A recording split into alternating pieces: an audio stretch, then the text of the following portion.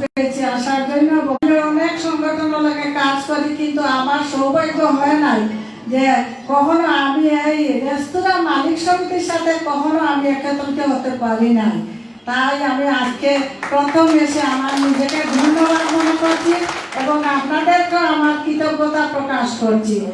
আমি একজন মা হিসাবে সামনে রমজান মাস, এবং আমি দেখি যে আমাদের সবাই পরিবারের বাচ্চা হোক ছোট বড় সবাই কিন্তু রেস্টুরেন্টে খেতে এখন বাসার চেয়ে বেশি আগ্রহী। তাই আমি বলবো যে রমজান মাসে তো ইফতারি খাওয়ার জন্য সব রেস্টুরেন্টগুলোও আসরের আগ থেকেই বিক্রি শুরু হয়ে যায়। আপনারা যেন আমাদেরকে অত্যন্ত যেভাবে সেবা দিয়ে যাচ্ছেন, তারপরে আমি আরো একটু ভালো এবং উন্নত মানের সমস্ত দিন রোজা রেখে যেন আমরা খাবার পাই সেই আশা এবং প্রত্যাশা ব্যক্ত করে, এবং আমাকে দুটি কথা বলার সুযোগ দিয়েছেন বলে আপনাদের মালিক সমিতিকে আবারও ধন্যবাদ ও কৃতজ্ঞতা জানাই আমার বক্তব্য এখানেই শেষ করছি। জয় বাংলা। অসংখ্য ধন্যবাদ জানাচ্ছি সালমা ওয়াসিফকে তার চমৎকার বক্তব্যের জন্য। সুপ্রিয় সুধী মণ্ডলী, এই পর্যায়ে আমাদের মধ্যে এসে উপস্থিত হয়েছেন আমাদের আজকের অনুষ্ঠানের অন্যতম আমন্ত্রিত অতিথি, জাতীয় ভোক্তা অধিকার সংরক্ষণ অধিদপ্তরের উপপরিচালক মোহাম্মদ ফখরুল ইসলাম। মোহাম্মদ ফখরুল ইসলামকে ফুল দিয়ে বরণ করে নেবেন এবং সালাউদ্দিন বাবলু, মোহাম্মদ সালাউদ্দিন বাবলু সদস্য কার্যকরী কমিটি ফুল দিয়ে বরণ করে নিয়েছেন। আমরা জোরে কলাতালির মধ্যে তাকে স্বাগত জানাচ্ছি আমাদের আজকে এই আয়োজনে। আমাদের আরো একজন সম্মানিত অতিথি, সিলেট জেলা প্রেফারেন্স গ্রুপের সভাপতি শান্তদেবকে ফুল দিবেন আব্দুল সামাদ আজাদ। আব্দুল সামাদ আজাদকে ফুল দিয়ে বরণ করে নেওয়ার জন্য শান্তদেবকে অনুরোধ জানাচ্ছি। আমরা করতালি আপনাদের কাছে আশা করতেই পারি। আমাদের বক্তব্যের পর্ব ছোট হয়ে যাচ্ছে, আমরা ধীরে ধীরে মূল অনুষ্ঠানে প্রবেশ করব। আমি শান্তদেবকে বসার সাথে সাথে মাইক্রোফোনটি হস্তান্তর করছি তার বক্তব্য উপস্থাপনের জন্য। আজকের এই আনন্দঘন মুহূর্তে উপস্থিত আমন্ত্রিত অতিথি এবং আমার মঞ্চের সামনে উপস্থিত সকল নেতৃবৃন্দ এবং সকল রেস্টুরেন্ট মালিক সমিতির সকল সদস্যবৃন্দকে সিলেট জেলা ক্যাডার গ্রুপের পক্ষ থেকে অভিনন্দন এবং শুভেচ্ছা জানাচ্ছি। আপনারা জানেন সিলেট জেলা রেস্টুরেন্ট মালিক সমিতি এবং সিলেট জেলা ক্যাডার গ্রুপ দুইটা ভিন্ন সংগঠন হইল আমাদের মধ্যে একটা আত্মার সম্পর্ক আছে। আপনাদের সাথে আমার একটা আত্মার সম্পর্ক, যেহেতু আমরা সিলেটে রেস্টুরেন্ট ব্যবসা পরিচালনা করি, সেক্ষেত্রে আপনাদের যে কোনো আন্দোলন সংগ্রামে, যে কোনো চাহিদায়, যে কোনো কিছুতেই আমরা আপনাদের যেমন পাশে পাই, আপনারাও আমাদের পাশে পান। আজকের এই আনন্দঘন মুহূর্তে আপনাদের সকলের উপস্থিতি, এখানে যারা সমস্ত বাংলাদেশ থেকে এবং সিলেট জেলার সকল নেতৃবৃন্দ উপস্থিত হয়ে আপনারা যেভাবে এই অনুষ্ঠানটিকে সাফল্যমণ্ডিত করেছেন, সেটা অবশ্যই আমাদের জন্য একটা অনুপ্রেরণার দৃষ্টান্ত।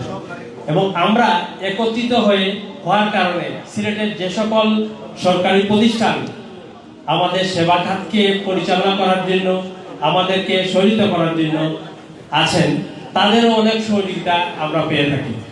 এখানে উপস্থিত ভোক্তা অধিকারের ডিডি মহোদয় আছেন, নিরাপদ খাদ্য অধিদপ্তরে আছেন, জেলা প্রশাসনের আছেন, সিলেট সিটি কর্পোরেশনের যারা আছেন, তারা অবশ্যই এই কথা স্বীকার করবেন যে আমরা আগে থেকে অনেক বেশি আমরা ডিসিপ্লিনের ভিতরে আছি এবং আমরা অবশ্যই আমরা যেরকম ভোক্তা, আমরা মানুষকে ভালো খাবার উপহার দেওয়ার জন্য চেষ্টা করে যাচ্ছি। এবং আমরা এই সংগঠনের সবাই একত্রিত হয়ে আরো আগামীতে আরো সুন্দরভাবে আমাদের এই রেস্টুরেন্ট ব্যবসা পরিচালনা করব, এই আশা এবং প্রত্যাশা ব্যক্ত করে এই সিলেট জেলা রেস্টুরেন্ট মালিক সমিতির উত্তরোত্তর সমৃদ্ধি এবং প্রকৃতি কামনা করে সবাইকে ধন্যবাদ জানিয়ে আমার বক্তব্য এখানে শেষ করছি। ধন্যবাদ সবাইকে।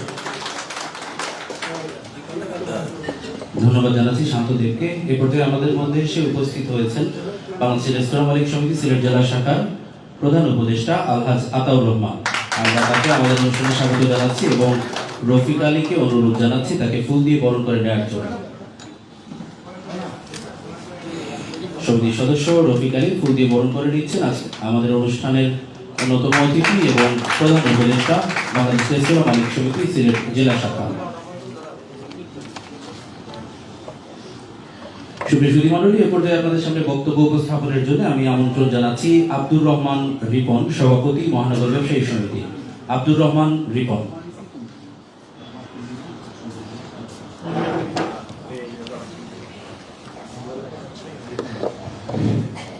বিসমিল্লাহির রহমানির রহিম। সবাইকে শুভ সন্ধ্যা। বাংলাদেশ রেস্তোরাঁ মালিক সমিতি আজকে সাধারণ সভা এবং সুধীজন সম্মেলনে আমাকে এখানে আমন্ত্রণ জানানোর জন্য আমি সিলেট মহানগর ব্যবসায়ী সমিতির পক্ষ থেকে সর্বোচ্চ রেস্তোরাঁ মালিক সমিতি সবাইকে ধন্যবাদ জানাচ্ছি। আমাকে আমন্ত্রণ জানিয়েছেন আপনাদের সভাপতি জনাব খালেদ ভাই যদি উপস্থিত আছেন, খালেদ ভাইকে ধন্যবাদ জানাচ্ছি। যাই হোক, যেহেতু আজকে বেশি কথা বলবো না, সেটি শুভেচ্ছা বক্তব্য রাখার জন্য বলা হয়েছে সংক্ষিপ্ত আকারে। শুধু একটাই কথাই বলবো, যেহেতু রেস্তোরাঁ মালিক সমিতি আমি একটা বিশাল একটা ইউনাইটেড সংগঠন। আপনারা এখানে বাংলাদেশের আজকে দেখলাম মানে জায়গা থেকে আপনাদের মহাপরিচালক সাহেব, মহাসচিব সাহেব উপস্থিত আছেন এবং আরও বিভিন্ন সিলেট মৌলিবাজার করে আশা করি সুনামগঞ্জ সব বিভিন্ন সেক্টরের নেতৃত্ব উপস্থিত আছেন।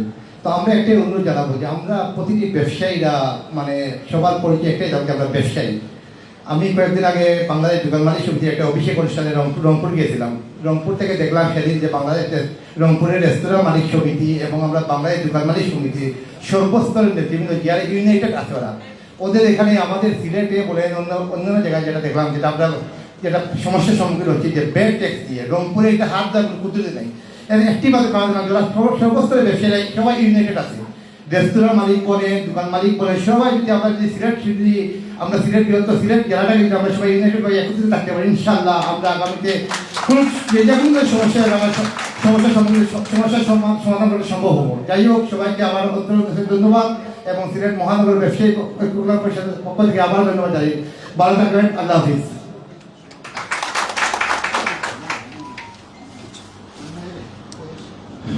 ধন্যবাদ জানাচ্ছি তার চমৎকার বক্তব্যের জন্য। সুপ্রিয় সুধী মণ্ডলী, এ পর্যায়ে বক্তব্য রাখার জন্য অনুরোধ জানাচ্ছি বাংলাদেশ রেস্তোরাঁ মালিক সমিতি সিলেট জেলা শাখার অন্যতম উপদেষ্টা আব্দুল সত্তার মহোদয়। আব্দুল সত্তার মহোদয় দক্ষিণ সুরমা শাখার সভাপতি।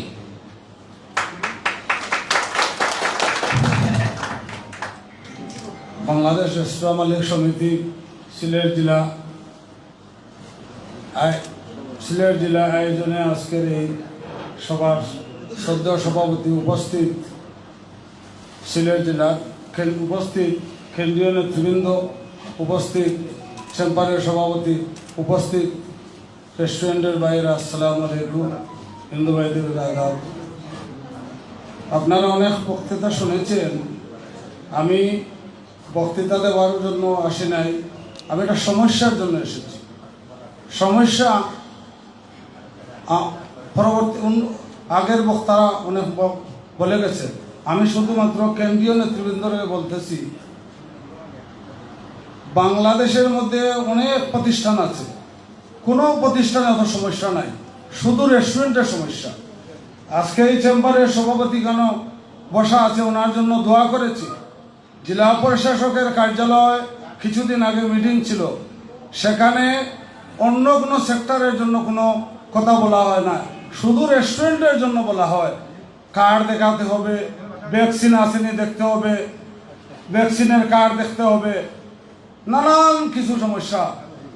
তখন এই চেম্বারের সভাপতি বলছে যে আপনারা দেওয়ালে পিঠ লেগে গেছে, আপনারা ম্যাজিস্ট্রেট নিয়ে আর বাইরে হইবেন না, আমরা অনেক সমস্যায় আছি, আপনারা এগুলা বন্ধ করেন। এই চেম্বারের সভাপতির কারণে আর কোনো ম্যাজিস্ট্রেট যায় নাই। শুধুমাত্র রেস্টুরেন্টের ব্যবসার জন্য ভ্যাকসিন দিতে হবে, এই দিতে হবে, সেই দিতে হবে, আর কোনো মার্কেট কোনো ব্যবসার কোনো জায়গায় হয় না। আমরা সেবা করি, মানুষের সেবা করি, আমাদের জ্ঞান অনুযায়ী, আমাদের বিবেক অনুযায়ী আমরা মানুষের কোনো মন্দ খাবাই না, বাসি খাবাই না, চেষ্টা করি সবসময় ভালো খাওয়াইবার জন্য। এবং ভালো খাবাইয়া টাকা রোজগার করি, আমরা বেড দিতেছি, ট্যাক্স দিতেছি। এই যে বেডের সমস্যা, এখানে না বললে হয় না, কেন্দ্রীয় নেতৃবৃন্দরে বলতেছি, অনলাইন করা হয়েছে। তাহলে যে অনলাইন করবে তাকে কেন ঘুষ দিব, যে সিগনেচার দিব তাকে কেন ঘুষ দিব? আমি যা দেওয়ার গভর্নমেন্টে দেওয়ার থাকে আমি দিব, কিন্তু আমি এত ঘুষ দিব কেন? আপনারা সেই আলাপ আলোচনা করবেন, আমাদেরকে বলে দিবেন, আমরা নিজস্ব অনলাইনে আমরা বেড দিয়ে দিব, আমরা কারোর সিগনেচার নিব না, কারোর অনলাইন নিব না, আমরা নিজস্ব অনলাইন করে আমরা বেড দিব। আর ঘুষ দুর্নীতি আমরা বন্ধ করেন। আমাদের পেটে দেওয়ালে পিঠ লেগে গেছে। আমরা যারা ব্যবসা করি, অনেকে রাত্রে বেতন দিতে পারি না, তাকদা দিতে পারি না, আমরা হাটে ধরে।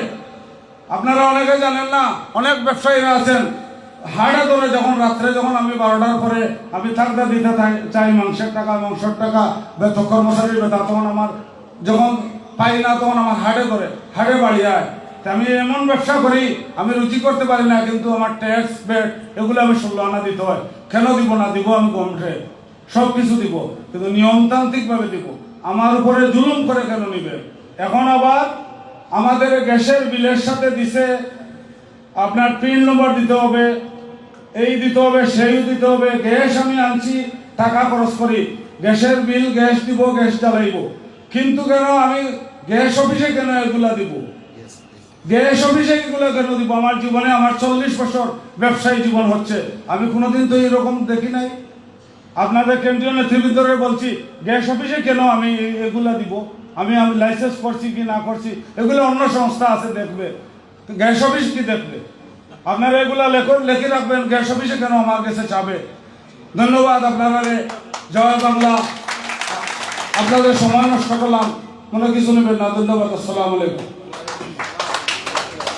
জনাব আব্দুল সত্তারকে ধন্যবাদ তার চমৎকার বক্তব্যের জন্য। সুপ্রিয় সুধী মণ্ডলী, আমাদের মধ্যে এসে উপস্থিত হয়েছেন আমাদের আজকের অনুষ্ঠানের সম্মানিত অতিথি আরেকজন শ্রদ্ধেয় আফসার আজিজ, স্বেচ্ছাসেবক লীগ সভাপতি, সিলেট জেলা শাখা। তাকে ফুল দিয়ে বরণ করে নেওয়ার জন্য আমি বিশ্বজিৎ বাউরিকে অনুরোধ জানাচ্ছি। বিশ্বজিৎ বাউরি আজকের অনুষ্ঠানের সম্মাননীয় অতিথি আফসার আজিজকে ফুল দিয়ে বরণ করে নেওয়ার জন্য অনুরোধ জানাচ্ছি এবং আপনাদের কাছে করতালি আশা করছি। স্বেচ্ছাসেবক লীগ নেতা জনাব আফসার আজিজ মহোদয়কে তার বক্তব্য উপস্থাপনের জন্য অনুরোধ করছি। আমরা অনেকক্ষণ ধরে অপেক্ষা করছিলাম তার উপস্থিতির জন্য এবং তার বক্তব্যের জন্য। আফসার আজিজ মহোদয়কে তার বক্তব্য উপস্থাপনের জন্য আমি আমন্ত্রণ জানাচ্ছি।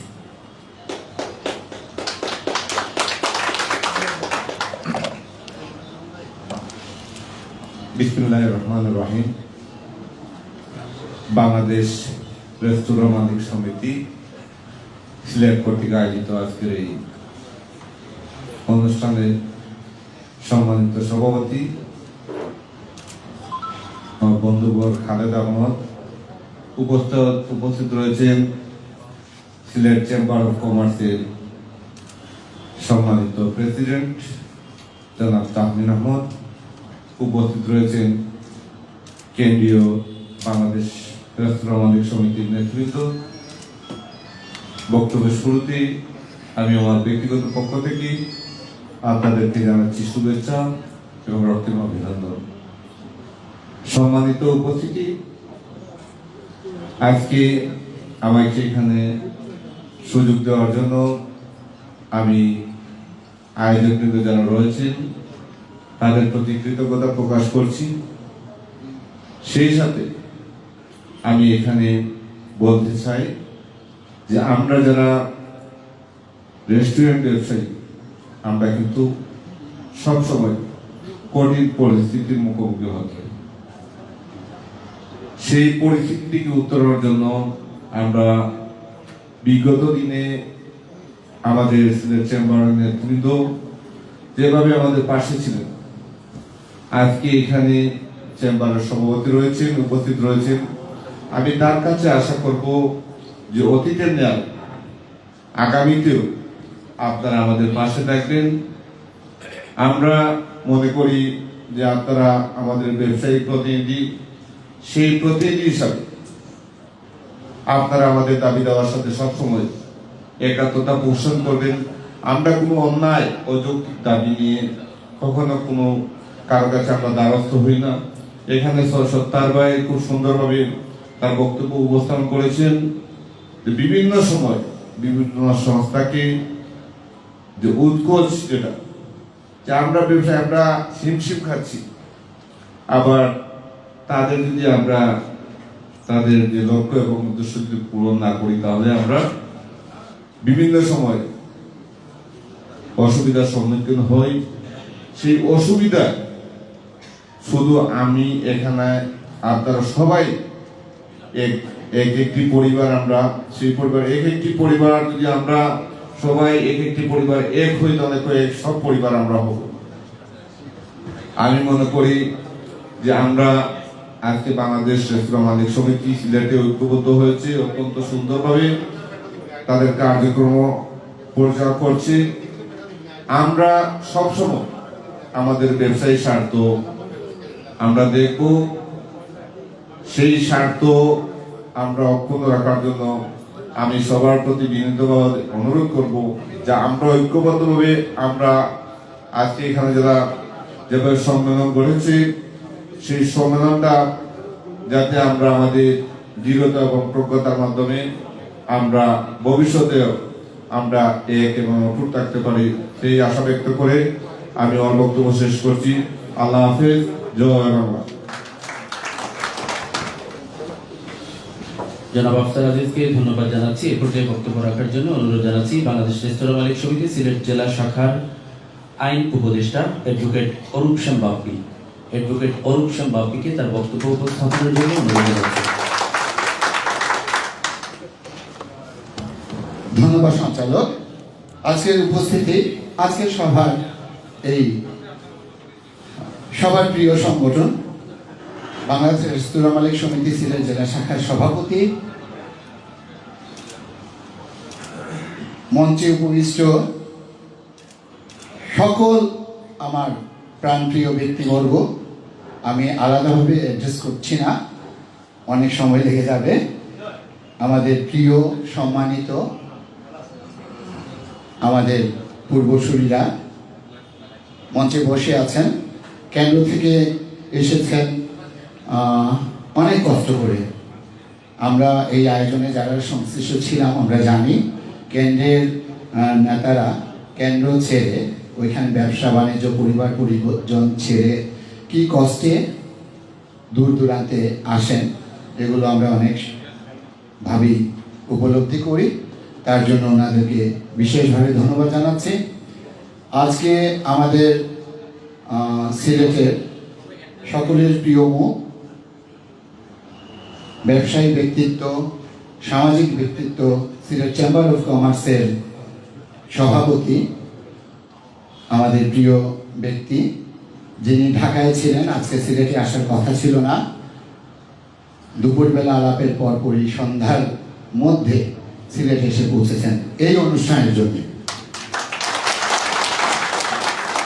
মঞ্চে আছেন এই সংগঠনের স্বপ্নদ্রষ্টাদের মধ্যে আমরা যাদেরকে পেয়েছি, আব্দুর রহিম ভাই, চেয়ারম্যান সাহেব আতাউর রহমান সাহেব, আতাউর রহমান চাচা, আমাদের সিলেটের স্বনামধন্য ব্যক্তি ওরা। আমার সম্মুখে উপস্থিত আছেন রেস্তোরাঁ মালিক সমিতির অনেক ব্যবসায়ীবৃন্দ, মহানগর ব্যবসায়ীদের নেতৃবৃন্দ, রাজনৈতিক নেতৃবৃন্দ, সাংবাদিকবৃন্দ এবং আমাদের শ্রমিক সংগঠনের নেতৃবৃন্দ সহ আমরা যারা এখানে আছি সবার প্রতি কৃতজ্ঞতা জ্ঞাপন করছি আজকের উপস্থিতির জন্য।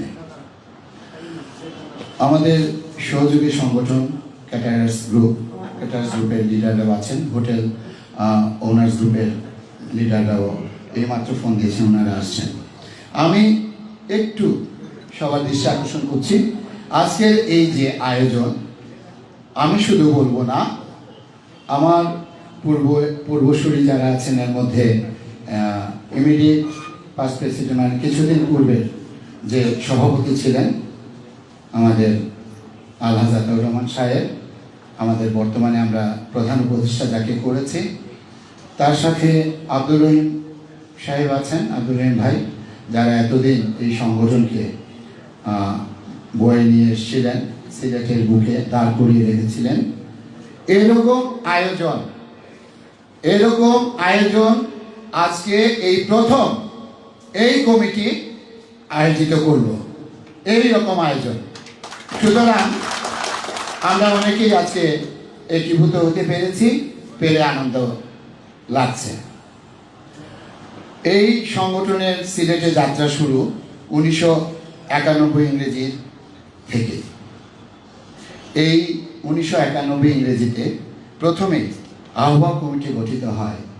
সেখানকার আহ্বায়ক ছিলেন বর্তমানে অনেক সৌভাগ্যক্রমে মহান সৃষ্টিকর্তার দয়াতে আমরা যাকে আজকে এখনো এই করোনাকালীন কোভিড গিয়েছে, তারপরও আল্লাহর মেহেরবানিতে আমরা এক হয়ে থাকতে পেরেছি, পাশে পাচ্ছি আমাদের আব্দুর রহিম ভাই, ওরিয়েন্টাল রেস্টুরেন্টের স্বত্বাধিকারী ছিলেন। সিলেটে একটা স্বনামধন্য রেস্টুরেন্ট ছিল ওরিয়েন্টাল রেস্টুরেন্ট। আমার বয়োজ্যেষ্ঠ যারা আছেন ওনাদের তো পুরো মুখস্থ। তো আব্দুর রহিম ভাই প্রথম কনভেনার। যাত্রা শুরু হলো এই সংগঠনটি। কিছুদিন যাওয়ার পর এটি খুব সম্ভবত 91 সালে, তখন যারা ওই সময়কার রেস্টুরেন্টের খুব চিহ্নিত ব্যক্তিরা ছিলেন তারা বসে করতেন। ওরিয়েন্টাল রেস্টুরেন্ট বেস ছিল, তালতলা বেস ছিল। তারপরে একটা কমিটি আসে, সেই কমিটি হলো প্রতিষ্ঠাতা সভাপতি এই কমিটিতে ছিলেন যিনি, উনি আমাদের প্রাক্তন আরেক মুরব্বী, গ্রিন রেস্টুরেন্টের স্বত্বাধিকারী তালতলার কুটি হাজি সাহেব। কুটি হাজি সাহেব ছিলেন সভাপতি, প্রতিষ্ঠাতা সভাপতি। ওনার সাথে আমাদের রহিম ভাই ছিলেন। তারপরে এটা ছিল খুব সম্ভবত 1992 ইংরেজির জানুয়ারিতে হয়েছিল। এটা খুব বেশি দিন রান করেনি, 6 মাসকালীন, জানুয়ারি থেকে জুলাই। তারপরেই প্রথম পূর্ণাঙ্গ কমিটি করেন 1992 ইংরেজিতে। 1992 ইংরেজির আগস্ট মাসে যাত্রা শুরু হয় এই সংগঠনের প্রথম পূর্ণাঙ্গ কমিটি।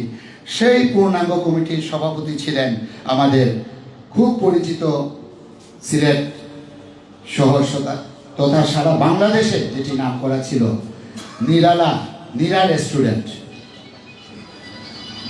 নীরা রেস্টুরেন্ট ছিল, সেই নীরা রেস্টুরেন্টের স্বত্বাধিকারী হেমচন্দ্র ভট্টাচার্য, যিনি সিলেটের নাট্য ব্যক্তিত্ব। হেমচন্দ্র ভট্টাচার্য ছিলেন সভাপতি, সেক্রেটারি ছিলেন আব্দুর রহিম সাহেব।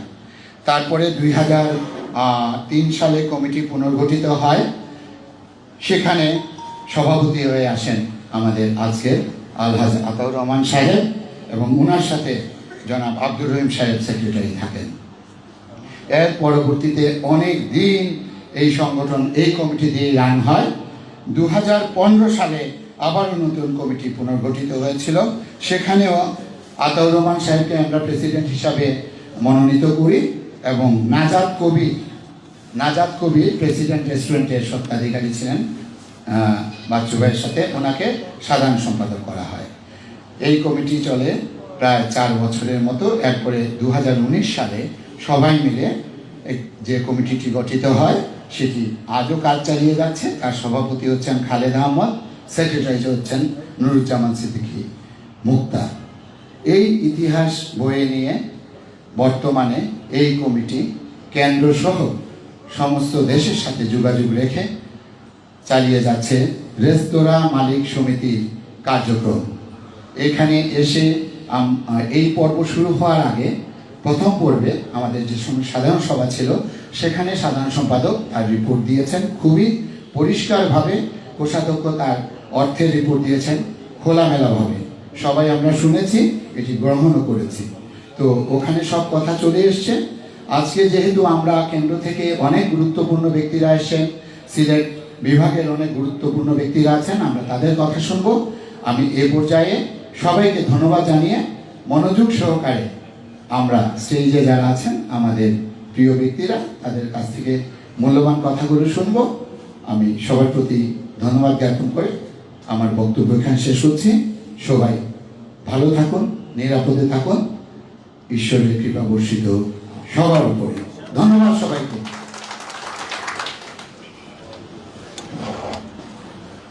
অসংখ্য ধন্যবাদ জানাচ্ছি আইন উপদেষ্টা অ্যাডভোকেট অরূপ শ্যাম বাপ্পিকে তার চমৎকার বক্তব্যের জন্য। সুপ্রিয় সুধীমণ্ডলী, আমাদের মধ্যে এসে উপস্থিত হয়েছেন ইলেকট্রনিক মিডিয়া জার্নালিস্ট অ্যাসোসিয়েশন, সিলেটে টেলিভিশন সাংবাদিকদের সংগঠন ইলেকট্রনিক মিডিয়া জার্নালিস্ট অ্যাসোসিয়েশনের সম্মানিত সভাপতি, বয়োজ্যেষ্ঠ সিনিয়র সাংবাদিক সিলেটের মঈনুদ্দিন মঞ্জু ভাইকে ফুল দিয়ে বরণ করার জন্য আমরা অনুরোধ জানাচ্ছি। আচ্ছা, ভেতরে গিয়েছেন, পরবর্তীতে আসলে আমরা তাকে আবার পরিচয় করিয়ে দেব এবং ফুল দিয়ে বরণ করে নেব।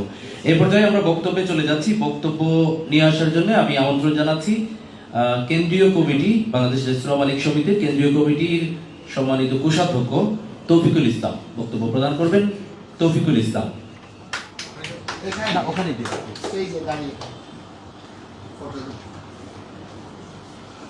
বিসমিল্লাহির রহমানির রহিম। সাধারণ সভা ও সদীয় সম্মেলনে উপস্থিত সকল সুধীরান, আসসালামু আলাইকুম। আসলে আজকে আমার অনেক কিছু বলার ছিল, বলতে চেয়েছিলাম, কিন্তু সময় অনেক সংকীর্ণ। তো আমি ধরেন এখন আমার পাশে আমি পেয়েছি জাতীয় ভোক্তা অধিদপ্তরের দিদি মহোদয়কে। এই জন্য আমি প্রসঙ্গ অন্যদিকে যাচ্ছি। আমি ওনার উদ্দেশ্যে কিছু কথা বলতে চাচ্ছি। সেটা হচ্ছে যে আমাদের রাষ্ট্রীয় অনেকগুলো আইন আছে, মোবাইল কোড আইন আছে, ভোক্তা অধিকার সংরক্ষণ আইন আছে, নিরাপদ খাদ্য আইন আছে। আমরা সকলেরই অন্তর্ভুক্ত। সুতরাং আমাদের কথা হচ্ছে যে আমরা এই আইনের বাইরে না। মোবাইল কোড সে ব্রিটিশ আমল থেকে মোবাইল কোড চলছে, কিন্তু আমাদের যে কথাটা যে জায়গায় আপত্তি সেটা হচ্ছে যে আমাদের এই মোবাইল কোডগুলো বিধি মোতাবেক চলুক, ভোক্তা অধিদপ্তর তার বিধি অনুযায়ী চলুক। আমি একটা উদাহরণ দিয়ে বলি, উনি আমার সামনে আছেন, আমি ওনাকে অনুরোধ করব যে সঠিকভাবে ওনাদের কার্যক্রম যেন পরিচালনা করে। এই যে আমার হাতে যে পানিটি আছে, আমরা কিন্তু সবাই 15 টাকা বিক্রি করি, কিন্তু এটা আমরা এক সময় 20 টাকা 25 টাকা রেস্টুরেন্ট মান ভেদে আমরা বিক্রি করতাম, কিন্তু এখন আমরা বিভিন্ন জায়গায় জরিমানা দেওয়ার কারণে আমরা এটা কমিয়ে 15 টাকায় নিয়ে এসেছি। 15 টাকার অধিক মূল্যে বিক্রি করা যাবে না, কিন্তু এইটাও ঠিক সঠিক না। আমার ক্ষেত্রে অনেকবার এরকম হয়েছে এবং আমি সেটা লিখিত জবাব দিয়েছি এবং সেটা কিন্তু প্রমাণিত হয়েছে। এবং আমরা গত কিছুদিন আগে যে সোনারগাঁয়ে যে সংবাদ সম্মেলন করলাম, সেখানে কিন্তু বাংলাদেশ রেস্তোরাঁ মালিক সমিতি 100 টাকা এই ফ্রেশ পানির এই 500 ml পানির মূল্য 100 টাকা আমরা পে করেছি। তাহলে একদিনে সে 2 টাইম থাকতে পারে? আসলে ব্যাপারটি আমরা পরিষ্কার না, হয়তো অন্যও পরিষ্কার না। ব্যাপারটা হচ্ছে এখানে দাম লেখা আছে, দামের সাথে আমরা মূল্য সংযোজন করি। ই ভেদে আমাদের যে প্রতিষ্ঠানের আমরা যে সেবা প্রদান করি, এই সেবা প্রদানের উপরে যে মূল্য হয়, সেই মূল্যটা আমরা যোগ করে আমরা মূল্য নির্ধারণ করি। কিন্তু আইনের ধারে লেখা আছে যে নির্ধারিত মূল্যের অধিক মূল্যে বিক্রি করা যাবে না। সেই মূল্য কিন্তু দামের সাথে সম্পৃক্ত, দাম এবং মূল্য কিন্তু ডিফারেন্ট জিনিস। এই জিনিসটা যদি ক্লাসিফাই করা যায়, তাহলে আমি মনে করি যে ওনারা হয়তো ওনাদের এটা বুঝতে পারবেন। আরেকটা জিনিস হচ্ছে যে ওনারা ভোক্তা অধিকার যখন তাদের আসলে তো মোবাইল কোড এটা হচ্ছে মোবাইল টিম, তো আচরণটা হয়ে যায় আমাদের মোবাইল কোডের মতো। মোবাইল টিম যখন আসবেন, ওনারা যদি কোনো সিদ্ধান্ত নেন, তাহলে সেই টাকাটা কিন্তু জমা দেওয়ার জন্য আমাদের 5 কর্মদিবস সময় আছে।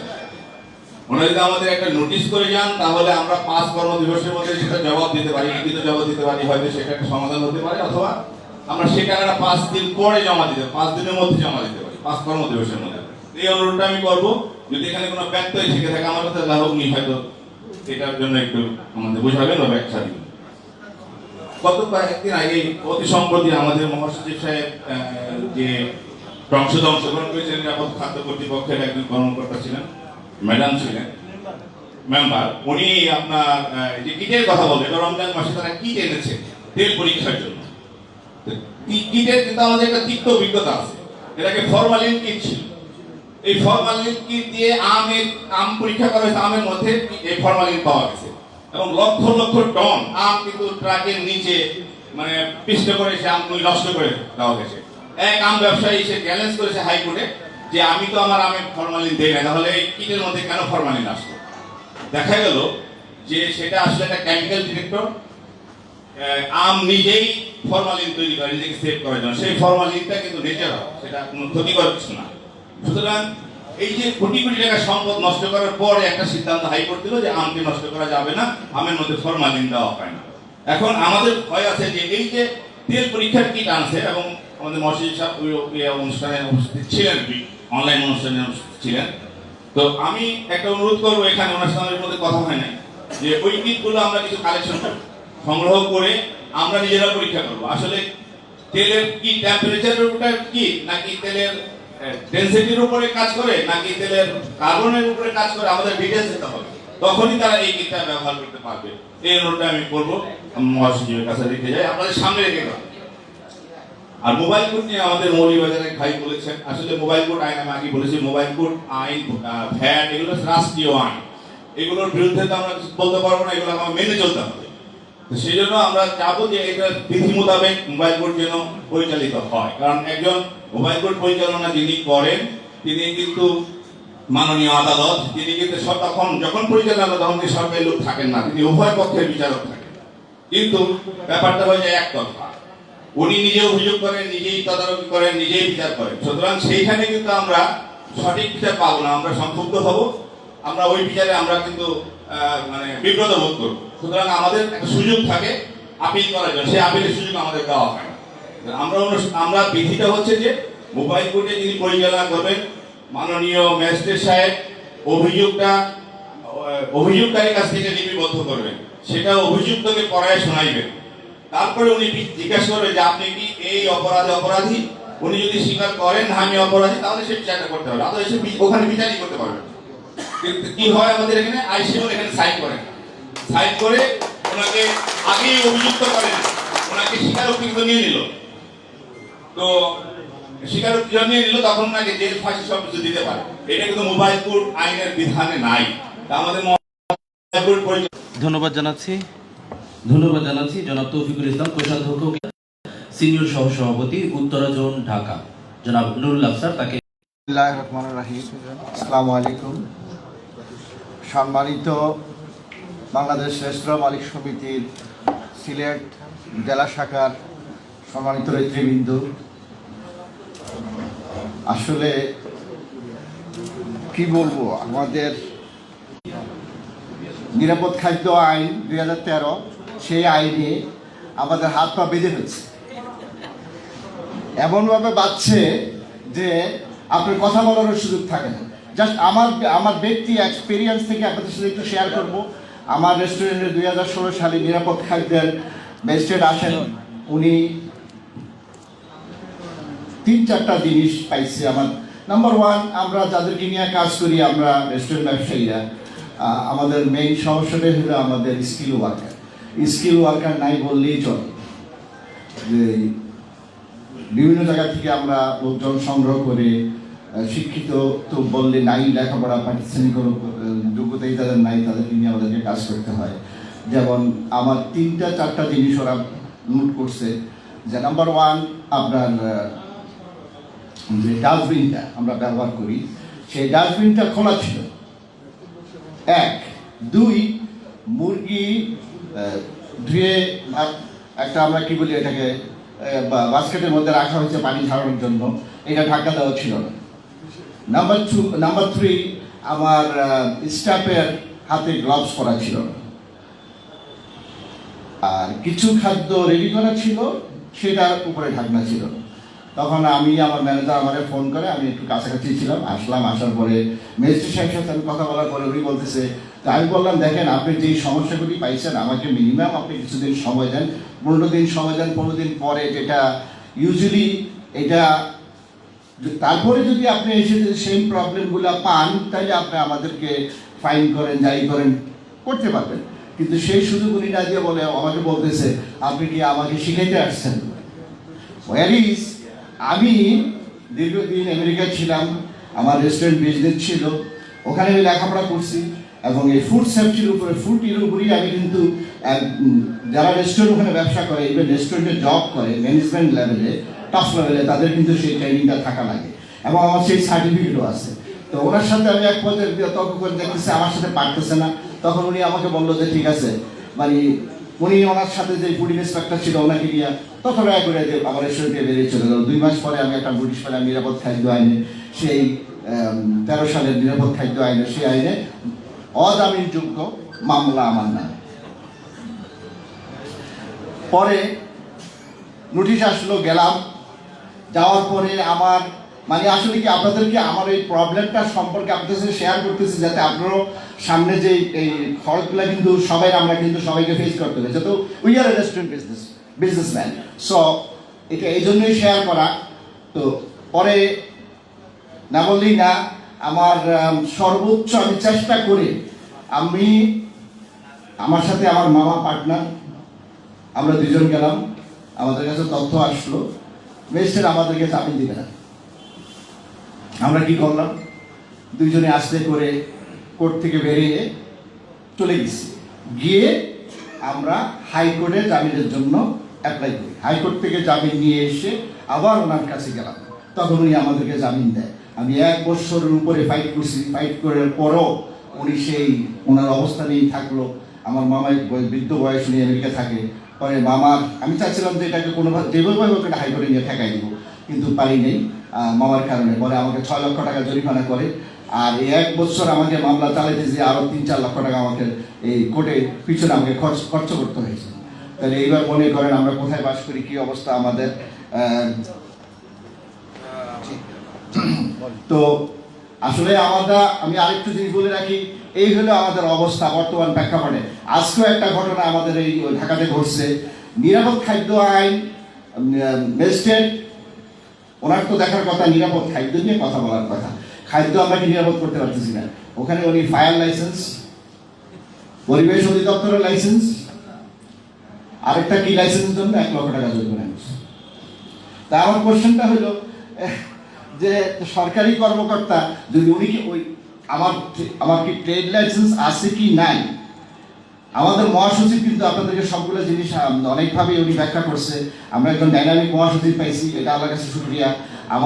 আমরা অনেক অ্যাডভান্স, আমরা অনেক ভালো দিকে যাচ্ছি। জাস্ট আজকের একটা ঘটনা আপনাদের শেয়ার করলাম। তো উনি এই যে কিছুদিন আগেও আমাদের উত্তরা জুনে 2টা রেস্টুরেন্ট থেকে তেল নিয়ে গেছে, তেল নিয়ে যে 3 লক্ষ টাকা করে নিরাপদ খাদ্য আইনে মামলা করছে। একজন ওনারা ফাইট করতে চায় না, 3 লক্ষ টাকা গত 22 তারিখে 3 লক্ষ টাকা জরিমানা দিয়ে মামলা শেষ করছে। আরেকজনের মামলা কালকে হিয়ারিং আছে। আরেকটা চাঁদপুর, আমি গেছিলাম চাঁদপুরে, মহাসচিব বলবে চাঁদপুরে এরকম মনে হয় 7টা মামলা হয়েছে নিরাপদ খাদ্যের। তা আসলে আমাদেরও কিছু সমস্যা আছে, আমাদেরও কিন্তু আত্মসমালোচনা করতে হবে। আমাদেরও কিছু কিছু রেস্টুরেন্টে ভিজিট করলে মনে হয় আমাদের নিজস্ব অনেক সমস্যা আছে, সেই সমস্যাগুলো আমাদেরকে সমাধান করতে হবে। তো আমার কথা হলো যে আমি মহাসচিব সাহেবকে আগেও বলছি, এখনো বলছি যে আমাদেরকে নির্দিষ্ট একটা অথরিটির আন্ডারে নিয়ে আসা হোক, সেই অথরিটি আমাদেরকে মনিটর করুক। আমার আরেক ভাই আমি সিলেট মৌলভীবাজার থেকে উনি বলে গেছে যে যত খরচ শুধু রেস্টুরেন্ট ব্যবসায়ীদের উপরে, কেন আর কেউ ব্যবসা করে না এই দেশে। তা আপনাদের কাছে আমি আবার বলবো, আমার মহাসচিবের মাধ্যমে আমি আপনাদের আরও অনেক কিছু, ওনার কাছে অনেক তথ্য আছে, সেগুলো আমাদের রেস্টুরেন্ট ব্যবসার জন্য পরিপূরক হিসাবে কাজ করবে। উনি আপনাদেরকে আরও ব্যাখ্যা দিবেন। Thank you very much. এত সুন্দর একটা পরিবেশ আপনারা সৃষ্টি করছেন আজকে, আসলে চমৎকার, মানে আনবিলিভেবল। আমি তো এটা হলো second visit, last time Chandpur গেছিলাম, এবার আসলাম সিলেটে আপনাদের এখানে। আপনাদেরকে অনেক অনেক ধন্যবাদ। আপনারা সবাই ভালো থাকেন, সুস্থ থাকেন। জয় হোক, জয় বাংলা, জয় হোক বাংলার মেহনতি মানুষের, আমাদের সবাই। Thank you. অসংখ্য ধন্যবাদ নুরুল স্যার তার চমৎকার বক্তব্যের জন্য। সুপ্রিয় সুধী মণ্ডলী, আমাদের অনুষ্ঠানের ধারাবাহিকতা এই পর্যায়ে বক্তব্য রাখবেন রহিম। তিনি তার অসুস্থতার জন্য বক্তব্য প্রদান করবেন না। তিনি তার লিখিত বক্তব্য আমাদের কাছে দিয়েছেন। আমি আপনাদের কাছে সময় চেয়ে নিচ্ছি, আমি পুরোটি পড়ে আপনাদের শোনাচ্ছি। জনাব আব্দুর রহিম মহোদয়ের বক্তব্য। সম্মানিত সুধী, আজকের এই সাধারণ সভায় আগত রেস্তোরাঁ মালিক সমিতির কেন্দ্রীয় এবং সিলেট জেলা শাখার নেতৃবৃন্দ এবং সদস্যগণ, সবাইকে আমার সালাম এবং আদাব। হাঁটি হাঁটি পাপা করে 1992 সালে শুরু হওয়া সংগঠনের আজকের এই পরিধি দেখে আমি সত্যি অভিভূত। রেস্তোরাঁর সাথে আমার সম্পর্ক শুরু 1978 সাল থেকে। আমার বাবা ও ভাইদের করা প্রতিষ্ঠান ওরিয়েন্টাল রেস্টুরেন্টের মাধ্যমে। দীর্ঘ এই পথ চলায় ব্যক্তিগতভাবে আমি যখন বিভিন্ন সমস্যার সম্মুখীন হই, তখন অন্যান্য রেস্তোরাঁর মালিকদের সাথে আলোচনা করতে গেলে সবাই বিভিন্ন সমস্যার কথা বলতে থাকেন। সমস্যাগুলোর সম্মিলিত সমাধান করার প্রচেষ্টায় সবার হাত ধরে আমাদের ভালোবাসার রেস্তোরাঁ মালিক সমিতি সিলেট জেলা শাখার হাতে খড়ি হয় 1992 সালে। অবদান অত্যন্ত শ্রদ্ধার সাথে স্মরণ করছি। বর্তমানে যারা নেতৃত্বে আছেন তারা সংগঠনটিকে আরো উন্নতির শিখরে নিয়ে যাবেন, তাদের জন্য আমার শুভকামনা। পরিশেষে আমার এই দীর্ঘ দায়িত্বে থাকাকালীন সময়ে আমার কোনো কর্মকাণ্ডে কেউ মনক্ষুণ্ণ হলে আমি ক্ষমা প্রার্থী। সবাই ভালো থাকবেন, সুস্থ থাকবেন। আল্লাহ হাফিজ। এটি ছিল আমাদের প্রধান প্রতিষ্ঠাতা আহ্বায়ক জনাব আব্দুর রহিমের বক্তব্য। সুপ্রিয় সুধী মণ্ডলী, এ পর্যায়ে আমরা বক্তব্য শুনব জনাব ফিরোজ আলম সুমন, প্রথম যুগ্ম মহাসচিব, বাংলাদেশ রেস্তোরাঁ মালিক সমিতি। বক্তব্য প্রদান করবেন জনাব ফিরোজ আলম সুমন।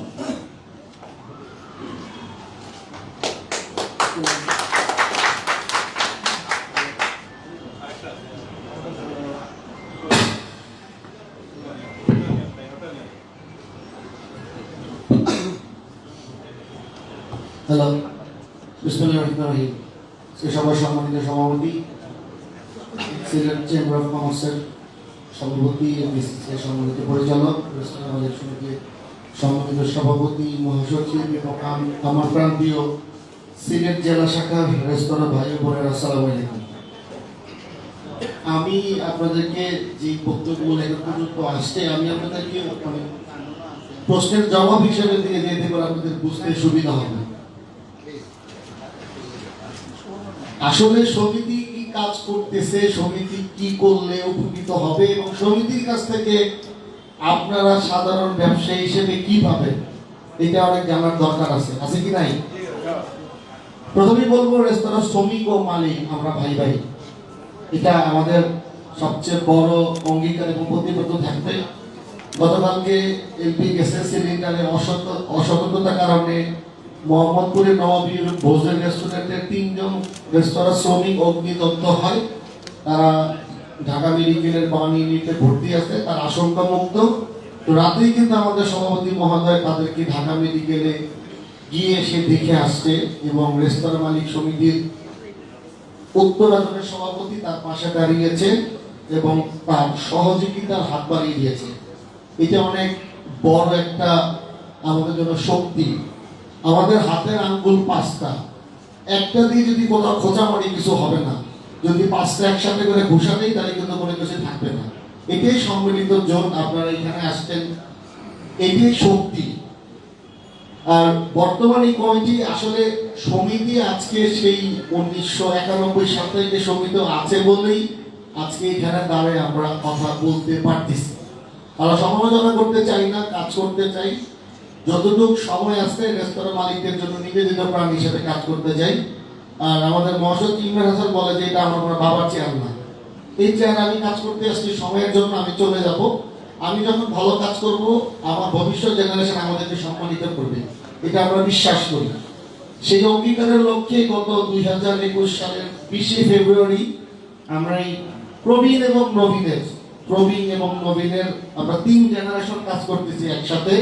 3 জেনারেশন আমরা সমিতির সাথে বন্ধুত্ব সুলভ একসাথে কাঁধে কাঁধ মিলিয়ে শত বাধা পেরিয়ে আমরা কাজ করতেছি। গত 1 বছরে আমরা সমিতির ফান্ড থেকে বা কোনো রেস্তোরাঁ মালিক সমিতির ব্যবসায়িকদের চাঁদা থেকে আমরা একটি চাও খাইনি, 1 টাকাও ওনারা 2 জন কোনো ভাউচার স্লিপ সিগনেচার করেনি। এবং আমরা যে জেলা সফরে আসছি, বিভিন্ন জায়গায় যাচ্ছি, সম্পূর্ণ আমাদের নিজেদের টাকা। এবং আমরা প্রতিটা বলতেও আমরা নিজেদের টাকা থাকবো, যার সামর্থ্য নেই যে যাবে। সমিতির টাকা মানে কি, সারা বাংলাদেশের ব্যবসায়ীদের সবার টাকায়, সেই টাকায় ভোগ করবো, বিলাস করবো, আনন্দ করবো, ভর্তি করবো, এই জন্য আমরা আসি না। আমরা আসছি আমাদের আগামী প্রজন্ম, ভবিষ্যৎ যে জেনারেশন আছে তাদেরকে একটি নিরাপদ, সুন্দর এবং আগামী প্রজন্ম যাতে রেস্তোরাঁ ব্যবসা নির্দ্বিধায় করতে পারে তাদেরকে সেই পরিবেশ সৃষ্টি করে দেওয়ার জন্য।